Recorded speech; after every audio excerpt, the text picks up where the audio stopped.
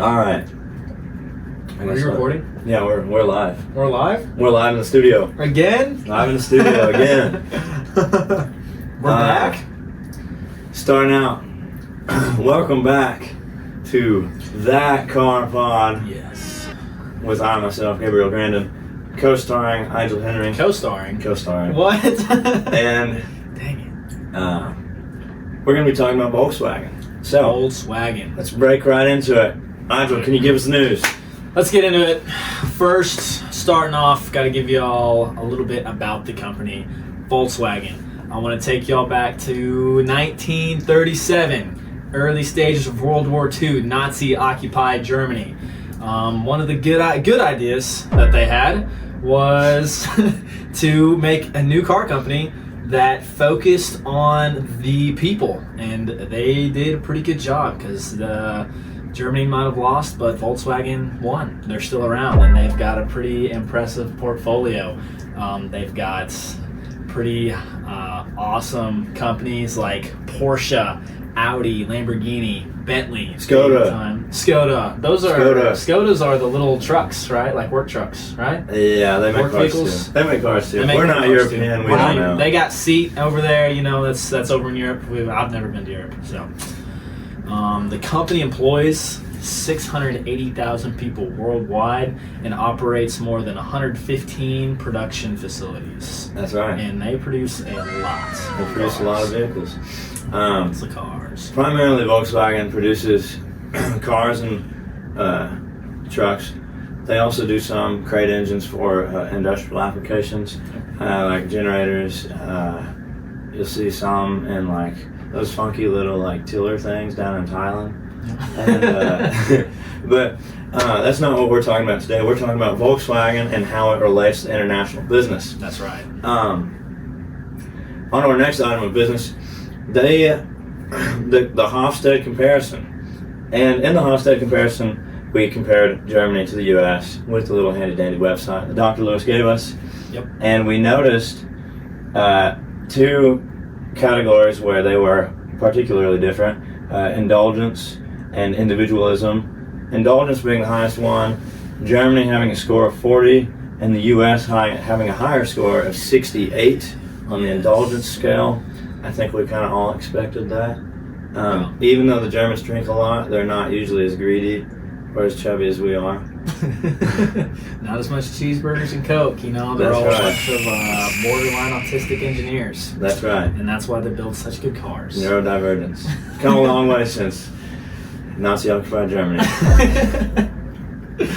Anyways, the other one would be individualism, where Germany actually scores higher than the U.S. with a score of 79, and the U.S. has a score of 60. I don't think we found that particularly surprising, did you? No, yeah. I mean, they've always had a strong sense of being proud of where the things are built. I know not everybody knows where a lot of car companies are from or founded, but one thing is there is kind of a thing in as far as the car world goes is German engineering. Yeah. That's a real thing. That's right. Like when you think German engineering, they're proud of what they do, and it's very much their own thing. Yeah. You know? And in Volkswagen in particular, we can see this as they have released so many different engines, cars, revolutionized the automobile industry, really, Yeah. to be quite frank. I mean, they have Lamborghini, and without Lamborghini, we wouldn't have the Countach. That's right. Man. There's a lot. Yeah, there's a lot. Next topic would be the business practices that they have and cultural considerations. And in this episode, we're going to talk about a little scandal that happened. By a little scandal, I mean one of the biggest scandals ever. Big scandal. But as for their local meeting etiquettes, their negotiation style, supplier relations, they're very punctual. The Germans are. I think we really can see that. straightforward. We see that across their different countries that they operate in. They maintain that punctuality, that formality. It's pretty standardized whenever you're meeting with the Germans. So we've heard. It's all theory for us, but from what our sources say, they kind of present a different face than what you would expect at the heart of the company. Andrew, why don't you lead us off with the contrary? Now, although this scandal is pretty big, pretty bad if you are the EPA or if you don't like carbon monoxide, but interestingly enough, I would honestly go to argue that it's consumer friendly. It is consumer friendly. Extremely consumer friendly. Kind of tying back to the roots. Dieselgate, or formerly called the Volkswagen's emissions scandal, back in it started back in September of 2015. The EPA found that the Volkswagen Group were tweaking their engines to emit cleaner, run cleaner when they were being tested. They programmed the ECUs, which is a little electronic computer inside the engine. They set those up to where they would run cleaner when they knew they were being tested, but then run more efficiently, which is also worse for the environment. When they were not being tested. So basically, what we see here is a bunch of little small diesel engines, usually in the 2 or 2.5 liters or less category. And what they would do is, whenever an emissions site tests a vehicle that's a diesel, typically they'll plug it in and they'll use the vehicle's own electronic components to test it. So they use the engine's own air-fuel ratio sensors and stuff. And what Volkswagen would do is they program the car to where whenever it got plugged into an emissions device, it would realize that and it would run the way the EPA wanted it to, which basically detuned the engine. So it made less power, more unburnt, it was just a worse engine basically, because they would turn down the timing on that motor and they would make it more unreliable, make it to where it would do regens and stuff more often. Kind of just cramping its style. Yeah, and which is consumer friendly. I mean, those defeat devices did actually greatly add to the life of the vehicles. I think everybody would agree, whether you're the EPA or not, they did increase reliability. But unfortunately, or fortunately, whichever way you want to look at it, for the law, fortunately, they got caught. And there's now a massive little diesel graveyard of vehicles made in like 2015, around that era, over in, where was it? It's in Sacramento, California. If you want a TDI, you can just go pull one. Go grab one if you really want it.